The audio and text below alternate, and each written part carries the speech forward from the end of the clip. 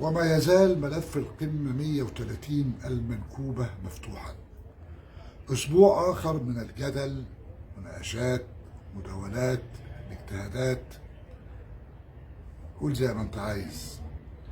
يعني أسبوع آخر كل طرف هيحاول يثبت سلامة موقفه وإن هو القوي وهو المعلم اللي كلامه هيمشي. أسبوع تاني من الاجتهادات اللي خرجت، اللجنة هتاخد قرار بعدم خصم 3 نقاط أخرى من الأهلي.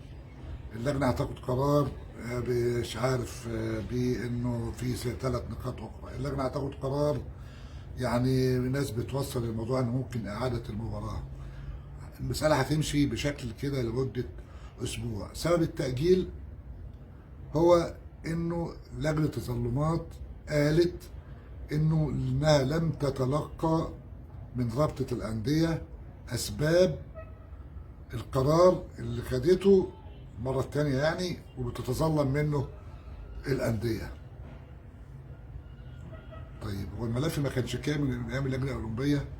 هل الأيام اللي بعد كده والجلسة اللي فاتت غير جلسة النهاردة الرابطة ليه ما قدمتش الورق؟ هل ما عندهاش كلام تقوله؟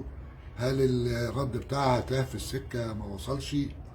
يعني مسألة أساسية محورية جدا جدا، ورقة مهمة جدا جدا كان لازم تكون موجودة أمام اللجنة على الأقل من الصبح.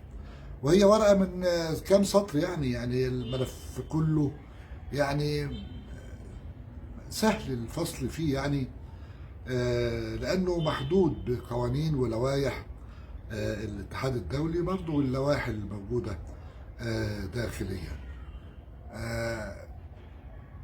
محدش يقدر يقول انه ليه ما تمش اتخاذ القرار النهارده، ليه جواب الرابطه ما وصلش قبل كده، ليه هيبقى فيه تأجيل اسبوع تاني.